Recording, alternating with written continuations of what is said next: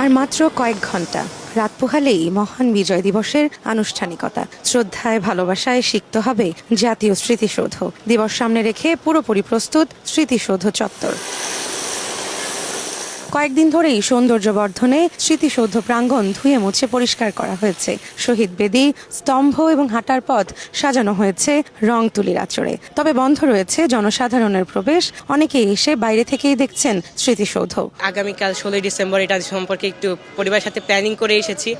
আজকে একটা হাজিরা দিয়ে গেলাম, আগামীকাল এসে আবার মজা করতে পারবো। প্রতি বছর এই দিনটার জন্য অপেক্ষা করি, পতাকা বিক্রি করব। মানুষ আনন্দ করে, আমাদের আনন্দ লাগে, এই জন্য আমি পতাকা বিক্রি করি। যারা জীবন দিয়েছে তা 47 থেকে 71 পর্যন্ত তাদের সবাইকে আমি স্মরণ করি এবং সম্মান জানাই। শ্রদ্ধা নিবেদনের জন্য স্মৃতিসৌধের ভেতরে ও বাইরে নেওয়া হয়েছে 4 স্তরের নিরাপত্তা ব্যবস্থা। সম্পন্ন হয়েছে 3 বাহিনীর মহড়াও। সিসিটিভির আওতায় আনা হয়েছে পুরো এলাকা। এলইডি লাইট স্থাপন সহ সম্পন্ন হয়েছে সব আনুষঙ্গিক কাজ।